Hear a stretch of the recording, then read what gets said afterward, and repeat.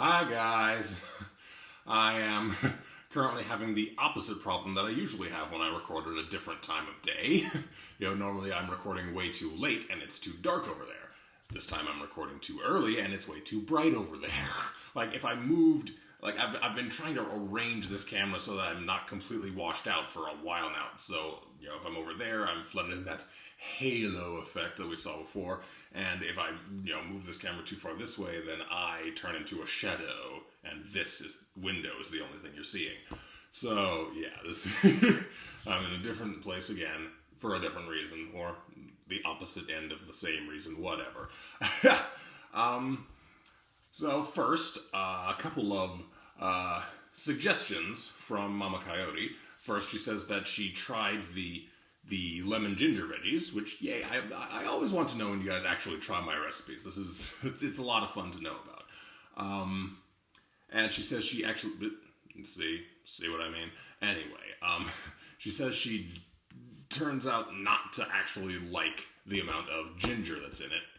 And that doesn't surprise me too much because I tend to go overboard when I'm making something like that. I tend to use too much of any given strong flavor, which is why I've been, slowly, trying to train myself to be a little more subtle with my seasonings. Sometimes a particular, spice just isn't for you. So, I know you absolutely love garlic. And ginger is sort of in the same realm of, sharpness and such, but it's a different beast. So you might want to use less of it, or you might want to skip it altogether. It just depends. And then she mentions in the lava cake, she mentioned that maybe trying to put some jam into it might be interesting. And yeah, that sounds tasty. Try that out and let me know how it works. That sounds really good. And then asks if raspberry hot chocolate might make the mocha more interesting. And sure, why not? Go for it. This is all about experimenting. Give it a try. And again, let me know how it turns out. I want to see how that happens. If I had happened to have any raspberry hot chocolate packets on hand, that's what I would have used too. The stuff I used was just left over from, one of them was from like a stocking stuffer from Christmas, a couple Christmases ago. And then the other one, I don't even know when we got it. It was like this double fudge stuff that was, larger than the usual packet. So that's why I used, so much coffee to try to balance it out. And I kind of overbalanced. Like I could have gotten away with, especially if I were just making it for myself, because I don't really need caffeine, I would have just used the quarter cup of instant coffee. Come on.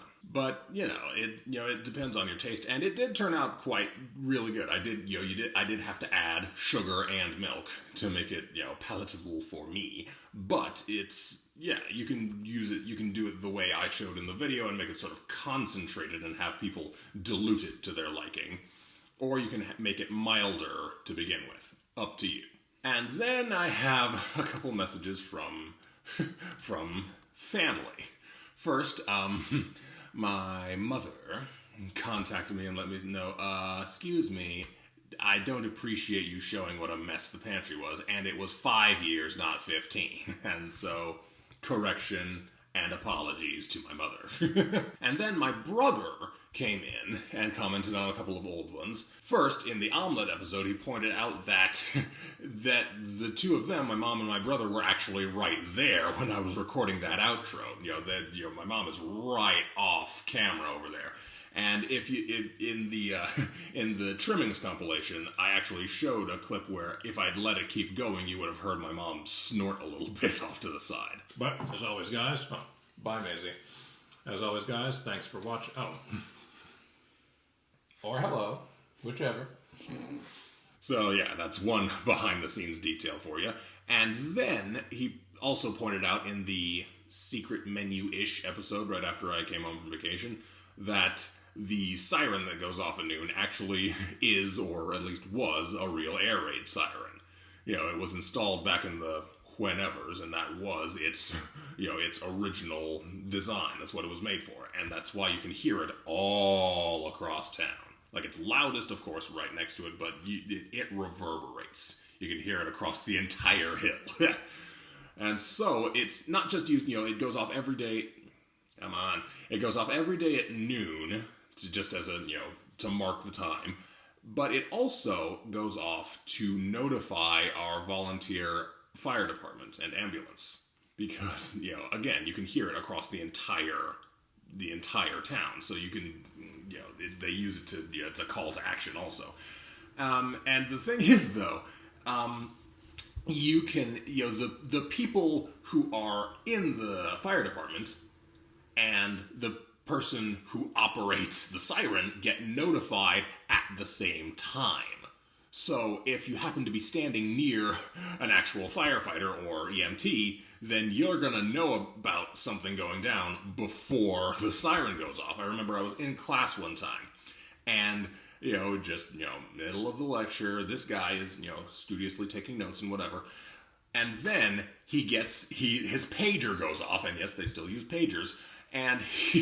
So he just crams everything back in his bag, zips it up, and just bolts for the door. And then, just as the door is starting to close behind him, we hear woo.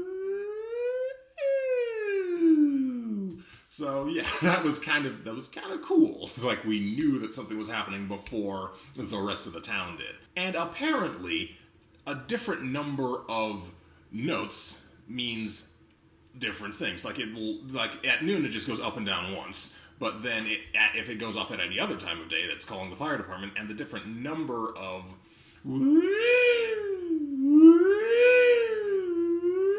it actually means something. So, something like 2 means rubble in the road, 3 means a fire, 4 is medical evac, something like that. I don't know what the actual numbers mean, but apparently they do actually mean something. And I think that's actually about it. I don't really have anything else to say, just checking in, saying hi, and thanks for sticking around. I say that every time. Thanks for sticking around. No? Well, because, I am grateful. Like, I got a huge surge from Philip DeFranco, and everybody reminded me of that when they came. And then, people have been trickling out, so I'm thankful that you guys, the 115 that are still subscribed, and the 10 who actually regularly watch, are still here. But anyway, thanks as always for watching. Go try some of my recipes. If they're good, tell me how much you like them. If they suck, tell me how to fix them. While you're in the comments, you can ask your questions and leave suggestions. You know how YouTube works. Do all the things. And I'll see you in the kitchen as soon as the light gets fixed. Yeah.